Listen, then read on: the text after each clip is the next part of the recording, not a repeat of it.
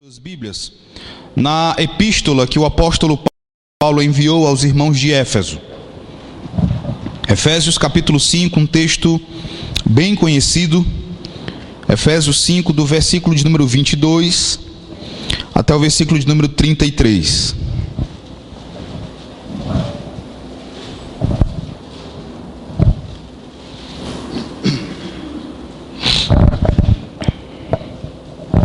Efésios capítulo 5, do verso 22 até o verso de número 33.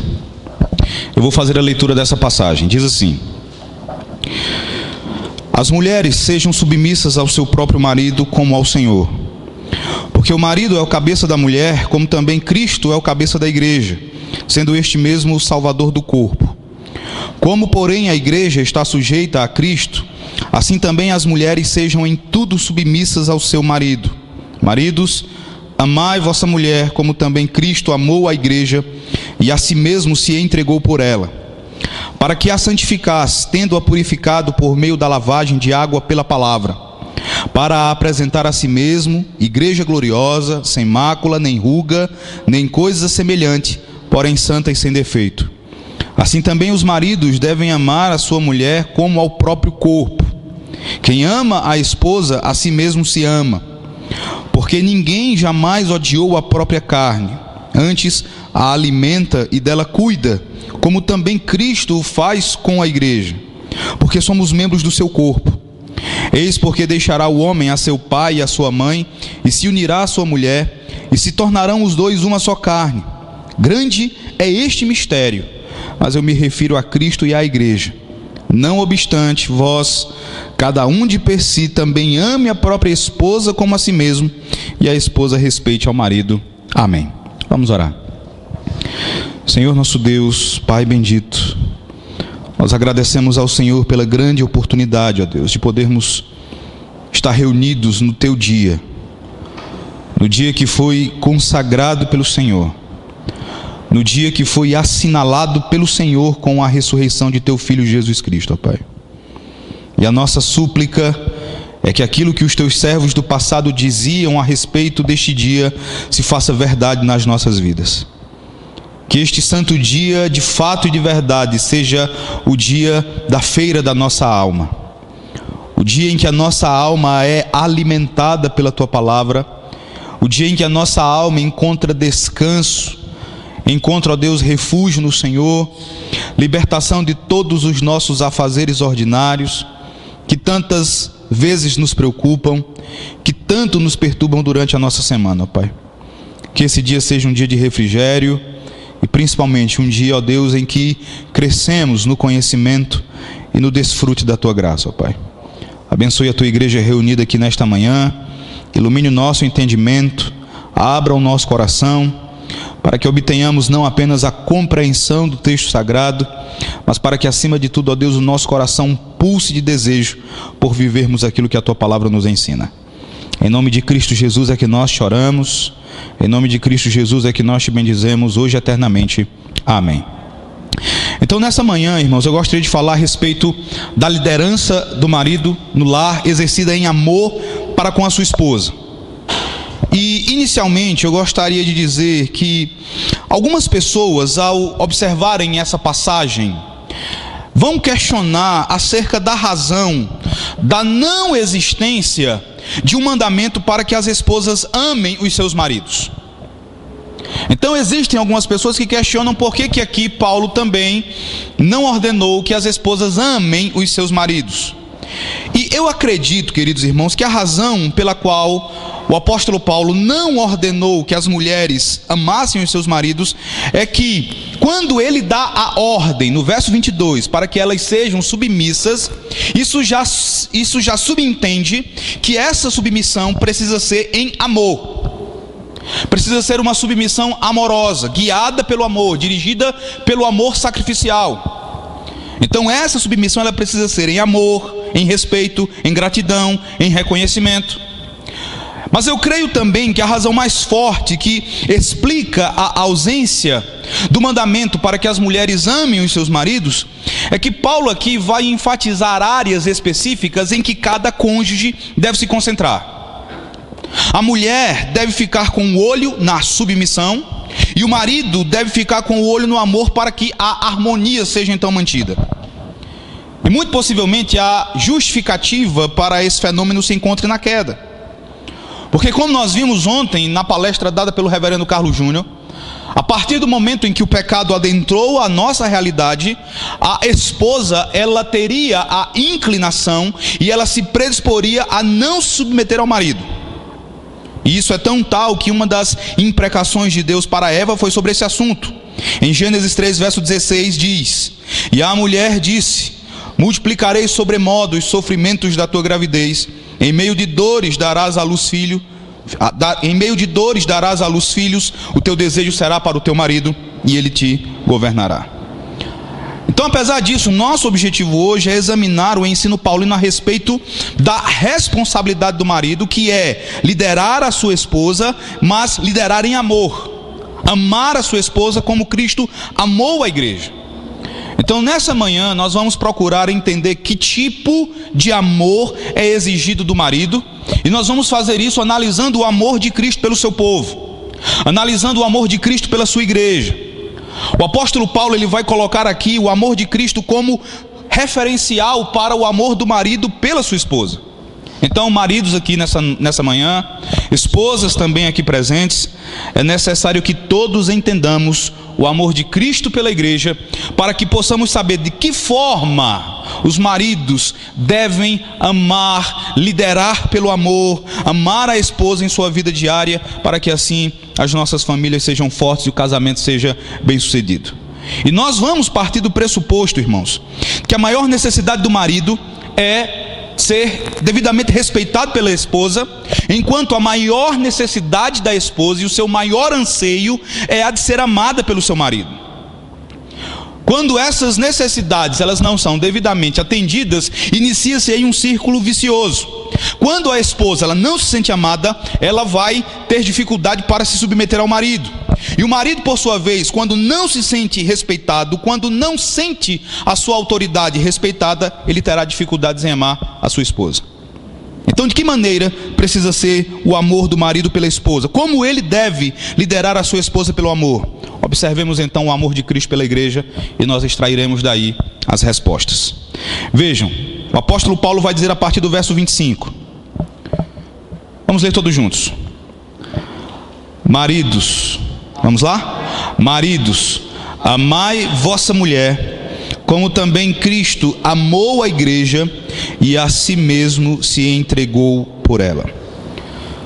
O que Paulo vai nos mostrar aqui, em primeiro lugar, é que o amor de Cristo pelo seu povo se tornou palpável, concreto, se manifestou. Não foi apenas um amor de palavras. A cruz do Calvário é a maior prova disso. E nessas afirmações de Paulo a respeito do amor de Jesus pela igreja, nós podemos perceber que o amor do Senhor pelo seu povo, ele possui três aspectos, ou também podemos chamar de três etapas. Uma etapa no passado, uma etapa no presente e uma etapa no futuro. Vamos observar então cada uma dessas etapas, começando pelo amor de Cristo pela igreja no passado. Veja o verso 25, quando Paulo vai dizer assim: Cristo amou a igreja e a si mesmo se entregou por ela. Essa referência que Paulo faz, irmãos, é claro que é uma referência direta à crucificação. Então Paulo diz que a crucificação de Jesus, a sua morte, é a prova maior do amor dele pela igreja. Os dois verbos que Paulo usa nesse versículo estão num tempo verbal que fala de uma ação no passado que foi consumada e que foi completada de uma vez por todas. Então isso nos remete à cruz, isso nos remete ao Calvário. Nós lembramos imediatamente de uma afirmação de John Stott, no sentido em que, de acordo com ele, quando você desejar saber a definição do amor, você não deve ir ao dicionário, mas você deve ir ao Calvário. Você deve observar a cruz de Cristo, porque foi ali a manifestação maior do amor do Senhor pela sua igreja. E quão grande amor foi esse, meus irmãos. O apóstolo Paulo nos ensina isso em Romanos capítulo 5, verso 8. Eu peço que você abra lá a sua Bíblia. Paulo Paulo faz aqui uma afirmação que nos dá uma ideia, embora não nos permita compreender plenamente quão grande foi o amor do Senhor pelo seu povo. Romanos capítulo 5, versículo 8.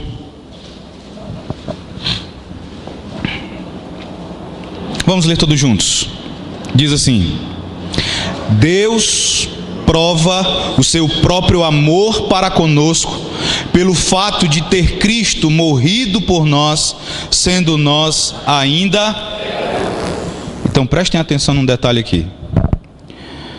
O amor de Jesus por nós, o amor de Deus por nós, não foi baseado em qualquer mérito nosso, não foi baseado em qualquer qualidade que tivéssemos, porque Ele nos amou sendo nós ainda pecadores, Ele nos amou sendo nós ainda transgressores da sua lei. Foi um amor que não se baseou em quaisquer condições impostas por Deus a nós.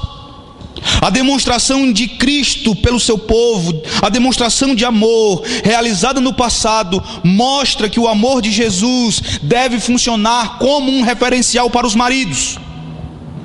Primeiramente porque a entrega de Jesus pelo seu povo foi uma entrega voluntária, não foi uma imposição do pai ao filho. Jesus afirmou várias vezes que Ele não veio ao mundo por uma imposição. Em sua vinda, nós podemos perceber a voluntariedade do seu amor, a sua espontaneidade. Ele veio porque queria agradar ao Pai e porque amava o seu povo. E também algo que nós precisamos entender sobre o amor de Cristo, e isso vai lançar luz sobre o tipo de amor que os maridos devem ter pelas esposas, é que o amor de Cristo, ele fala de humilhação. O amor de Cristo implica humilhação. Ninguém pode amar incondicionalmente, nenhum marido amará a sua esposa como Cristo amou o seu povo, de forma voluntária, sem que passe pela humilhação, sem que passe pelo quebrantamento, sem que passe pela renúncia do ego. E Paulo nos fala como Cristo realizou isso em Filipenses 2. Abra lá novamente a sua Bíblia. Filipenses capítulo 2, do versículo 5 ao versículo 8.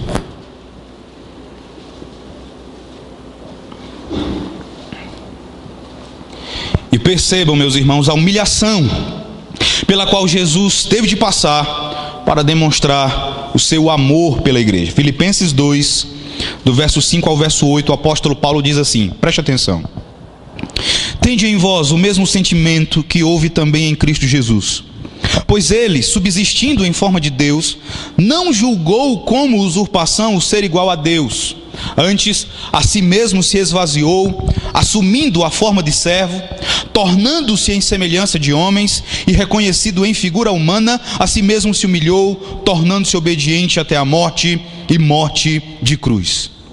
Então percebam como o amor de Jesus pelo seu povo, ele implicou em humilhar-se, em se submeter a uma humilhação, em abdicar temporariamente das honras e das glórias do mundo celestial, onde ele habitava com o Pai em perfeita comunhão. Ele assumiu a humanidade, e mesmo assumindo a humanidade, mesmo assumindo a natureza humana sem pecado, ele assumiu uma natureza humana não num estado de glória e majestade, não como um rei, mas numa condição humilde de filho de carpinteiro. Ele tornou-se servo dos homens. Ele veio não para ser servido, mas para dar a sua vida por muitos e para servir. E ele morreu de forma humilhante numa cruz. Pensando nessas verdades, irmãos, como é que o marido deve liderar a sua esposa pelo amor? Como é que deve ser o amor do marido pela sua esposa? À luz da manifestação do amor de Jesus pela igreja no passado, eu quero pensar sobre o amor que nós devemos às nossas esposas. E o marido, irmãos, ele deve amar a sua esposa como Cristo amou a igreja e a si mesmo se entregou por ela. Isso quer dizer que o marido deve liderar, o marido deve amar a esposa morrendo para si. O amor que é requerido pelo Evangelho torna-se impossível se o marido não mortificar o seu próprio ego, se o marido não fizer morrer o próprio ego. Isso significa renunciar àquilo que ele pensa serem os seus direitos. E significa procurar prioritariamente o bem e o conforto da esposa. E nós então vamos confessar que nós, maridos, nós temos a inclinação para fazermos exatamente o oposto. Nós queremos ser servidos em vez de servir as nossas esposas. Nós queremos que as nossas esposas façam tudo o que mandamos e que elas vivam unicamente para o nosso conforto, para o nosso lazer. Nós colocamos sobre elas a responsabilidade de cuidarem de nós, de nos darem diversão, prazer e conforto. E muitas vezes nós usamos a Bíblia para justificar isso. E muitas vezes nós usamos a palavra de Deus para fundamentar essas coisas.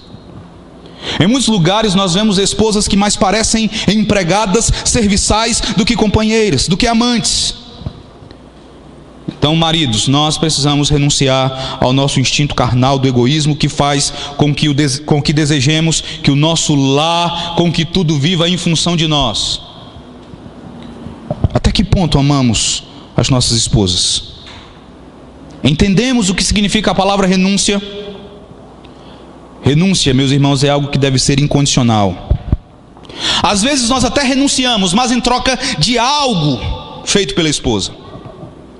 Em vez de renunciarmos incondicionalmente, nós tentamos barganhar. Mas não foi assim que Jesus amou a sua igreja. Cristo amou a igreja independentemente do fato do que os seus eleitos eram. Pecadores impenitentes, inimigos de Deus, desobedientes. Ele amou a sua igreja incondicionalmente. Ele não impôs os termos da sua renúncia. Meus irmãos, se nós aprendêssemos e se nós vivêssemos esse princípio, as nossas famílias seriam diferentes. A posição de autoridade do marido, ela seria vista de uma forma melhor. Isso se ele liderasse a família com um amor que voluntariamente renuncia àquilo que pensa ser o seu direito, procurando o conforto e o bem-estar da sua esposa e dos seus filhos. E eu sei que isso não é fácil. Na verdade, isso é impossível para pecadores como nós. Mas somente quando entendemos o grande amor de Jesus por nós e por nossa esposa, e nós percebemos então, pela ação do Espírito, a profundidade desse amor, é que nós temos então de Deus o poder para tomarmos a nossa cruz diariamente e para amarmos como nós somos amados, para liderarmos as nossas famílias segundo o amor de Cristo pela sua igreja. E nesse texto Paulo também nos mostra como Cristo ama a sua igreja no presente. Esse é o segundo aspecto do amor do Senhor pelo seu povo. E Paulo vai nos ensinar nesse texto de Efésios 5, que no presente Cristo demonstra o seu amor pela sua igreja, cuidando da igreja, trabalhando no processo de preparar a sua igreja para apresentá-la a si mesmo no último e grande dia do juízo. Nós nos referimos a isso, meus irmãos, como o processo diário de santificação. Processo pelo qual os eleitos de Deus, no poder do Espírito de Cristo, têm a sua natureza pecaminosa mortificada e se revestem mais e mais de Cristo. É exatamente isso que Cristo faz pela sua igreja agora. Ele morreu na cruz do Calvário, mas a manifestação do seu amor não parou por aí. Pelo Espírito Santo, Ele está trabalhando na sua igreja, santificando-a, adornando-a, fazendo-a crescer, preparando-a para si mesmo. No presente, Cristo está empenhado no processo de santificação daquela que é a sua noiva. Percebam qual é, irmãos, a implicação aqui. Percebam a relação inseparável entre a etapa passada e a etapa presente do amor de Jesus pela igreja. Primeiramente, Ele morreu para a santificar. Agora Ele trabalha nela, santificando-a na prática. A implicação disso é que não existe santificação na sua vida. Você não tem nenhum direito de dizer que Jesus morreu por você ou que você é salvo, quando a santificação, ela não pode ser vista na sua vida. Charles Spurgeon dizia que a santificação é o lado visível da eleição. Cristo santifica os salvos e todo salvo é santificado. Então há no presente um processo prático diário de santificação, de mortificação dos desejos pecaminosos, de resistência às tentações e de mais e mais nos tornarmos semelhantes a Cristo. E é exatamente assim que o Senhor Jesus está demonstrando o seu amor pela igreja hoje.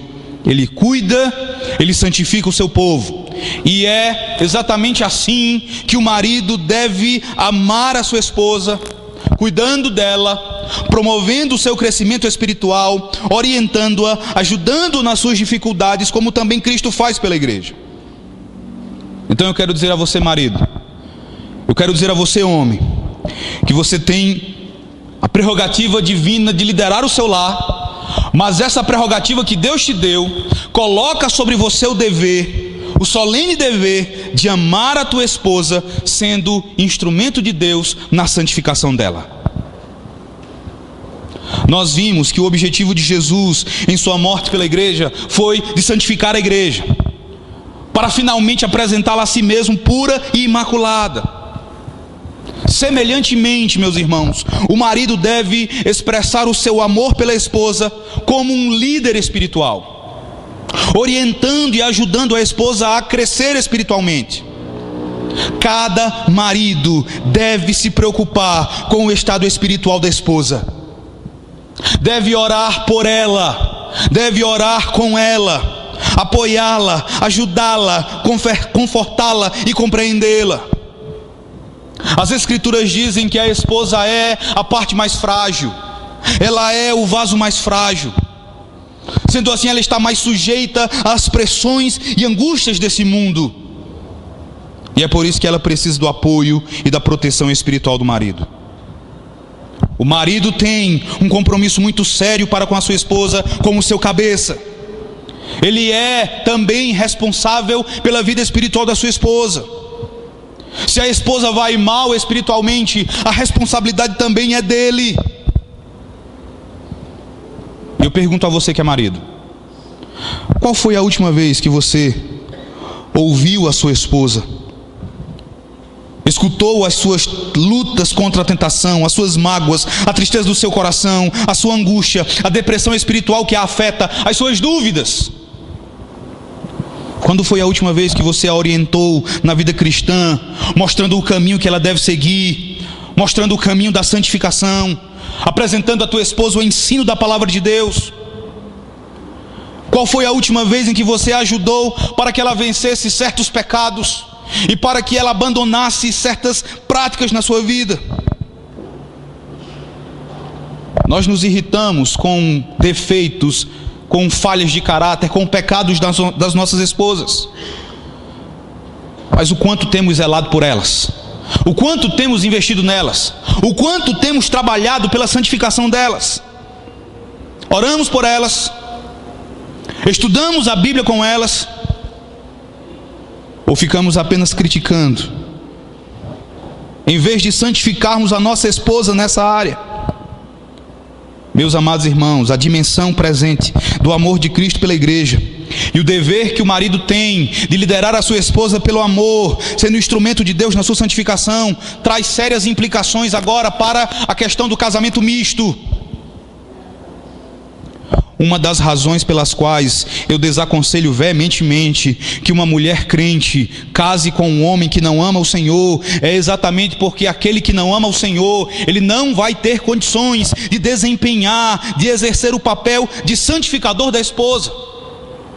Ele não vai ter condições de ser o líder espiritual dela. As jovens que planejam se casar com um homem que não ama o Senhor devem ponderar seriamente esse aspecto, porque elas não terão o apoio, elas não terão a liderança, elas não terão o estímulo espiritual que somente um marido que ama a Cristo pode trazer. E eu sei, é verdade que não basta que o marido seja membro de uma igreja, ele terá que ser um verdadeiro cristão. Ele terá de ser um crente dedicado, viver em comunhão com Deus, assumir plenamente seu papel de líder espiritual da esposa. E os rapazes aqui presentes, quando pensarem em casar, devem pedir a Deus que os prepare para o casamento, para que possam assumir tais responsabilidades. Devem pedir a Deus para que em vez de encontrarem a pessoa certa, sejam a pessoa certa. Sejam um marido que se disponha a amar a esposa, investindo na sua santificação. Paulo também fala do amor de Cristo no futuro. Paulo também fala do amor de Cristo pela igreja no futuro. Veja o verso 27 de Efésios capítulo 5. Paulo vai nos mostrar que a terceira etapa, ou a terceira dimensão do amor de Jesus pela igreja é ainda futura, embora esteja indissoluvelmente ligada às duas anteriores. Cristo morreu pela igreja no passado, Cristo santifica a igreja no presente, mas no futuro, Cristo receberá a igreja para si mesmo, como Paulo diz aqui no verso 27, veja: para a apresentar a si mesmo, igreja gloriosa, sem mácula, nem ruga, nem coisa semelhante, porém santa e sem defeito. Não é impossível, irmãos, que aqui Paulo tenha em mente a apresentação que Cristo faz de nós a si mesmo, aqui nesse mundo, quando nós somos revestidos com a sua justiça e aceitos plenamente diante de Deus. Não é impossível que ele pense aqui no momento em que nós somos lavados e purificados no sangue do Cordeiro. Mas é muito mais provável que aqui o apóstolo Paulo esteja se referindo ao último dia, quando a igreja, totalmente reunida num só corpo, ela será apresentada diante de Cristo para com ele viver eternamente. E Paulo, através dos seus escritos, sempre tinha esse dia em mente. E ele vai mostrar que o seu grande esforço no ministério era por apresentar os crentes perfeitos diante de Cristo naquele grande dia. Veja como ele fala disso em outros textos. Primeiramente, 2 Coríntios, capítulo 11, verso 2. 2 Coríntios, capítulo 11, verso 2.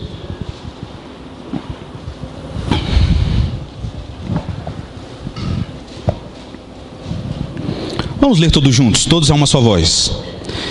Diz assim: porque zelo por vós com o zelo de Deus, visto que vos tenho preparado para vos apresentar como virgem pura a um só esposo, que é Cristo.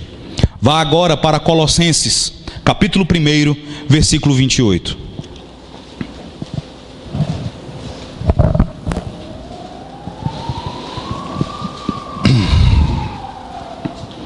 Eu vou ler, na verdade, a partir do verso 24. E percebam como o grande objetivo de Paulo era apresentar os crentes perfeitos a Cristo no último dia.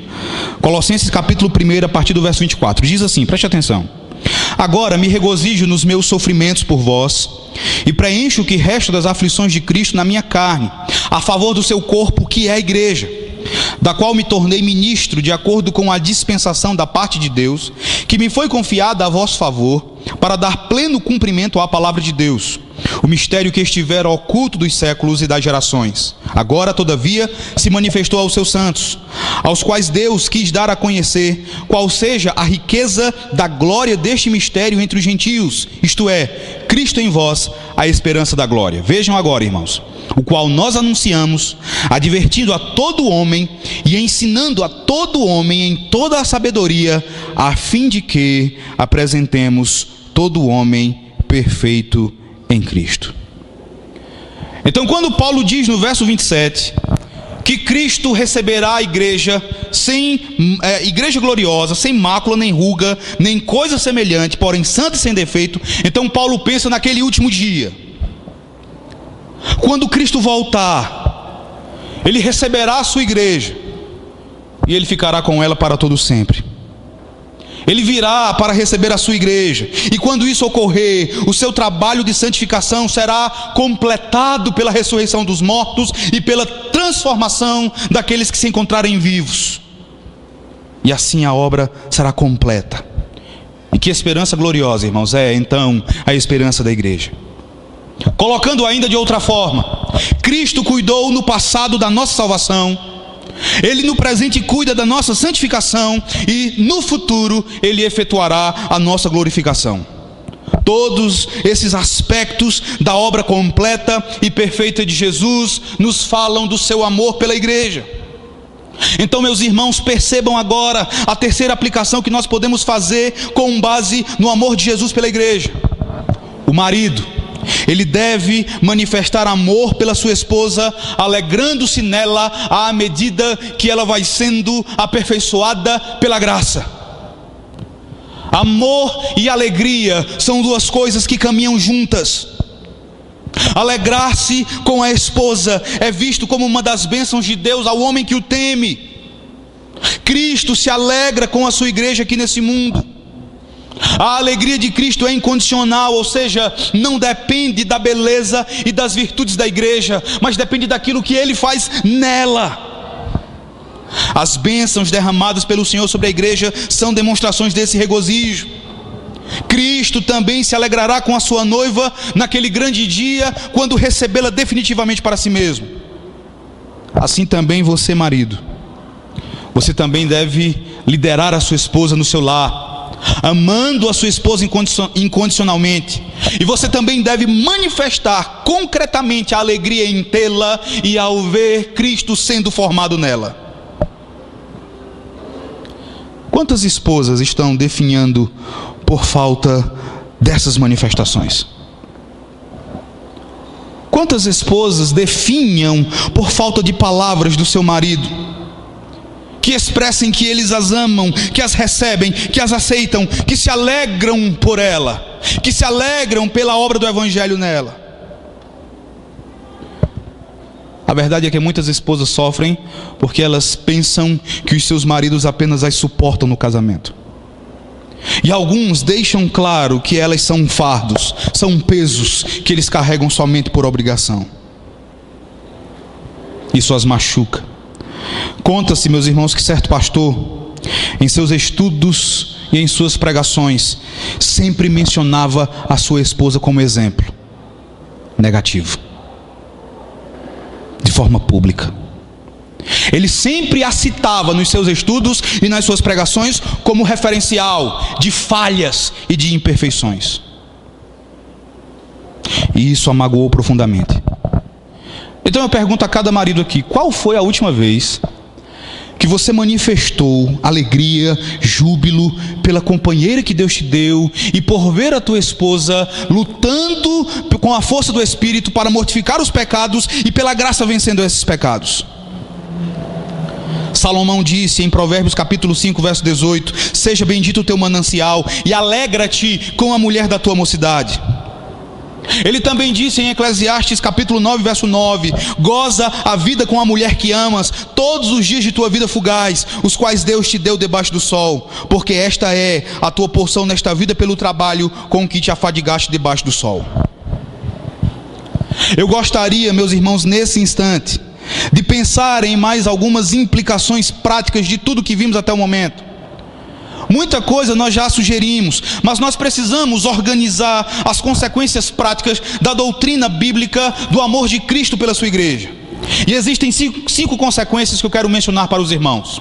A primeira delas é que o teu amor pela tua esposa deve ser visível, deve ser concreto. Irmãos, o amor exigido do marido pela palavra de Deus é um amor eminentemente prático.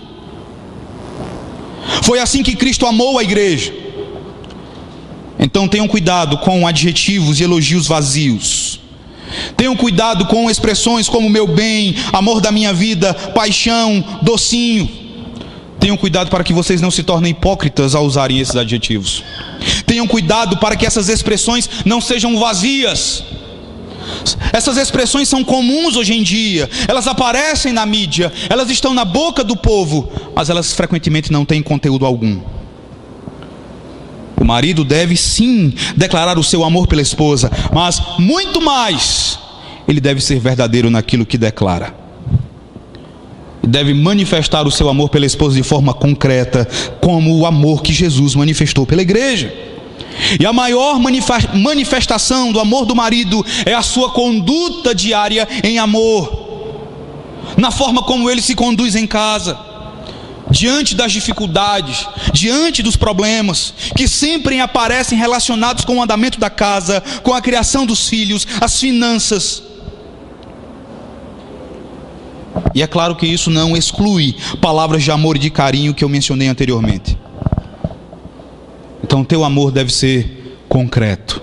Sendo o teu amor visível, sendo o teu amor palpável, a tua liderança será muito mais facilmente aceita pela tua esposa e ela se alegrará nisso. Em segundo lugar, somente maridos crentes, somente maridos que amam o Senhor podem amar nos termos da Bíblia.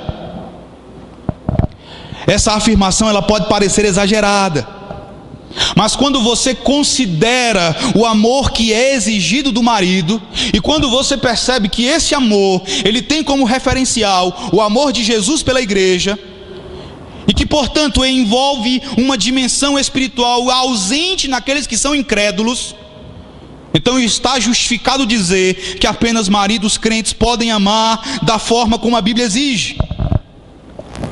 Um ímpio, irmãos, ele não tem condições de amar nos termos do que o apóstolo Paulo afirma em 1 Coríntios 13, por exemplo. Paulo se refere ao amor de Cristo pela igreja como sendo um grande mistério. As pessoas que não têm o Espírito de Cristo não podem entender as coisas de Deus, inclusive as dimensões desse mistério. Então apenas maridos que são crentes, que são espiritualmente maduros, que amam verdadeiramente o Senhor, podem entender a dimensão do amor de Cristo pela igreja e podem aplicar isso à sua vida diária, contribuindo para o crescimento espiritual da sua esposa. E por essa razão eu volto a me dirigir às jovens solteiras. Não espere ser amada de maneira bíblica por um homem que não ama o Senhor Jesus Cristo. Ele pode até dizer que é apaixonado por você. Ele pode até dizer que ama você. Ele pode até ser alguém que faz com que você se sinta nas nuvens. Mas por não conhecer o Senhor Jesus de maneira salvífica, ele jamais amará você do mesmo modo como o Senhor amou a sua esposa, a sua igreja. Ele jamais se sacrificará por você, a não ser que Deus o salve, a não ser que Deus o transforme. Então, se você é solteira, e se você de repente tem considerado, ou se você considera entrar num relacionamento amoroso com um homem que não ama Jesus, reconsidere seriamente essa tua disposição. E considere seriamente o que está sendo dito a você hoje. Em terceiro lugar, maridos são os responsáveis pelo casamento. Preste atenção nisso. Irmãos, a grande verdade é que a maioria dos problemas do nosso lar, a maioria dos problemas do lar vem da falha do marido em concretizar o seu amor pela esposa. Examine problemas familiares. Faça isso e você vai perceber que a causa da maioria desses problemas pode ser atribuída ao marido. Ou ele falhou em renunciar, ou ele falhou em amar de forma concreta, voluntária e incondicional, ou ele falhou em orientar a esposa espiritualmente, ou ele falhou em tratar os filhos e em conduzir os filhos na disciplina e na admoestação do Senhor, ou ele falhou em assumir a liderança espiritual do lar, em receber a esposa e se alegrar nela e manifestar isso de forma palpável. A maioria dos problemas, há exceções, é claro, mas a maioria pode ser atribuída quanto à sua origem à falha dos maridos em amar como Cristo amou a igreja. E aí você que é marido pergunta: a maioria tudo bem, mas e aqueles que não são culpa nossa? E aqueles que não têm origem em nós? E quando a origem desses problemas não está em nós, ainda assim a responsabilidade é sua. Volte para o texto e veja o que Paulo diz novamente no versículo 25. Efésios 5, verso 25.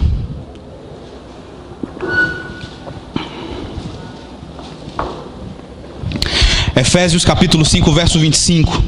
Vejam que Paulo diz assim: maridos, amai vossa mulher, como também Cristo amou a igreja e a si mesmo se entregou por ela. Nós já vimos Nós já sabemos que quando o texto diz que Jesus se entregou pela igreja, a ideia de Paulo é a crucificação. Mas, irmãos, percebam um detalhe que não é afirmado explicitamente aqui pelo apóstolo Paulo, um detalhe que está aqui implícito, uma verdade que nós, maridos, constantemente ignoramos. Jesus nunca pecou. Jesus, sem nunca pecar, ele se responsabilizou e ele assumiu a culpa pelos pecados da sua igreja e morreu por ela na cruz. A culpa foi imputada, creditada e colocada nas costas de Jesus. Ele nunca pecou, mas ainda assim assumiu a responsabilidade. Em momento algum ele fugiu da responsabilidade. Em momento algum ele desistiu. Em momento algum ele transferiu de volta a culpa para a igreja. Assim, meus queridos irmãos, assim, marido que está aqui nessa manhã, você é responsável sim diante de Deus, tomando a Cristo como padrão por aquilo que ocorre em teu casamento. A origem do problema pode não ser tua, a culpa pode não ser diretamente tua, mas assuma a responsabilidade como Cristo assumiu a responsabilidade pelos pecados da sua igreja. Assuma a culpa. Nisso nós encontramos o sentido do que é ser verdadeiramente um líder do lar. Nisso nós encontramos o sentido do que é ser verdadeiramente um marido à semelhança de Cristo. Ser um marido à semelhança de Cristo é ter a capacidade e é ter a responsabilidade de assumir a culpa do erro. Isso nos ensina, irmãos, que nós devemos pedir perdão a Deus em primeiro lugar. E também devemos pedir perdão às nossas esposas com mais frequência do que normalmente fazemos. Em quarto lugar, amor é algo que se aprende. Homem nenhum deve casar se não estiver disposto a amar assim. Existem rapazes que querem namorar, casar logo, mas que não se dispõem a amar biblicamente. Muitos nascem na igreja, passam a vida na igreja, mas nunca compreendem o amor de Cristo pela igreja. Se um homem não tem condições de morrer para o próprio ego, pelo poder do Espírito, se ele não renuncia o bem-estar próprio em favor da sua esposa, então, moça, não case com ele. Fique solteira. E se você, jovem, não tem condições de fazer isso, não case, fique solteiro. Existirá uma jovem infeliz a menos. Se você não aprendeu a amar dessa forma, você fará a sua esposa infeliz. Se você sabe apenas exigir, afirmar a sua posição de autoridade, se você sabe apenas cobrar, se você deseja apenas receber, se você sabe apenas culpar, então você não está pronto para casar. Então aprenda a amar como Cristo amou a igreja. Em quinto e último lugar, marido, para que você possa liderar em amor, você tem necessidade de uma vida cheia do Espírito. Nada disso que foi mencionado, nada disso que foi falado será possível sem a plenitude do Espírito de Deus. Então busquem ter as suas vidas cheias do Espírito Santo. O padrão do amor conjugal que Deus requer é altíssimo. E pelas nossas próprias forças e por nós mesmos, nós jamais alcançaremos esse padrão. Não é sem razão que as instruções de Paulo quanto aos deveres do marido, na verdade quanto aos deveres de ambos os cônjuges, são controladas pela determinação de Efésios 5, verso 18. Enchei-vos do Espírito. Porque somente no poder do Espírito é que você poderá amar a sua esposa como Jesus amou a sua noiva. Porque é o Espírito que transforma você de glória em glória à semelhança do Senhor. E eu creio, meus irmãos, que é o baixo nível de vida espiritual dos maridos crentes que tem trazido problemas nesta área. Porque o amor que é requerido por Paulo é o amor que é produzido pelo Espírito de Deus. Então, marido, não desanime se você não se sente capaz de ser o cabeça. Não desanime se você se sente incapaz de liderar dessa forma. Lembre do tempo em que você e sua esposa eram somente amigos. Se já eram crentes, já eram irmãos na fé.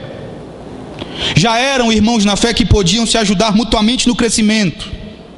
Isso não acabou somente porque vocês casaram. Então entenda que a tua esposa ainda é tua irmã em Cristo. O ato do casamento, o matrimônio, não fez com que você se tornasse chefe e ela empregada. Vocês são irmãos em Cristo, então ajam como tal, continuem como tal, lembrando, no entanto, a tua responsabilidade como marido nas horas de impasse, nas decisões importantes. Quando não consegue fazer uma decisão conjunta, Deus ordena que você seja líder. E essa é uma responsabilidade muito grande. Quanto aos jovens solteiros, peçam a Deus que lhes dê esposas que realmente possam ser ajudadoras idôneas. Mas peçam a Deus, acima de tudo, que vocês possam liderar como Cristo liderou, amando, morrendo, se sacrificando e investindo nas suas esposas. Que Deus assim nos abençoe. Alguma colocação, alguma pergunta? Os irmãos podem ficar à vontade. Um de cada vez, para não virar tumulto.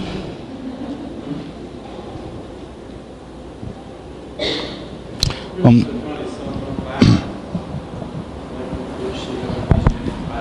O microfone está chegando bem no senhor. Eu estou falando que a lição é uma lição tão clara, né, para aqueles que realmente querem viver na presença de Deus, que eu creio que chegou a todos o entendimento. Então vamos ficar de pé, irmãos. Convidando novamente aqui o reverendo Carlos Júnior para fazer a oração e assim dar prosseguimento. Vamos orar, meus irmãos. Senhor, a mensagem de fato que o apóstolo Paulo nos comunica no capítulo 5 de Efésios, em especial aos maridos, só pode ser cumprida debaixo da graça e o cuidado de Cristo. Por isso, ó Deus, nós rogamos que esta palestra ministrada pelo ministro do Evangelho seja aplicada a nossos corações pela intervenção santa do Teu Espírito, para que a mesma, em uma dinâmica espiritual, possa nos convencer de nossa condição pecaminosa e assim, ó Deus, nos conduzir ao arrependimento. Fortalece, ó Deus, os homens desta igreja, para, como nomeamos esta conferência, serem homens fortes e assim conduzirem seus lares a Cristo Jesus, esposas e filhos, e desempenharem na igreja de Cristo a tarefa de serem cabeças e líderes de suas famílias e do povo de Deus aqui reunido. Para que haja, ó Deus, em nós a presença desta graça, que é ser a imagem de Cristo Jesus e de sua obra redentora. Abençoa também, ó Deus, a vida das esposas e filhas, para que também cumpram no seu papel de feminilidade aquilo que lhes é proposto nas Escrituras. Ó Deus, neste dia, nos concede então em nossas meditações, e na leitura da palavra, e na visitação uns aos outros, considerarmos as palavras desde o dia de ontem, que foram suscitadas pela palavra a nós, a fim de que haja em nós um avivamento e uma transformação, e que o Evangelho seja anunciado e vivido por nós neste lugar. Abençoa, Deus, a vida do Teu servo, que à noite também há de falar ao nosso coração pela Santa Palavra. Cremos e professamos que quando esta palavra é fielmente pregada, o próprio Cristo nos fala. Ó Deus, também abençoa a igreja dele reunida lá em São Luís, que ali também a graça possa, ó Deus, de fato, reinar sobre eles também. Nós pedimos agora, quando venhamos nos reunir à noite, que aqui também o Teu Espírito esteja entre nós, Oramos gratos em nome santo de Cristo Jesus. Amém.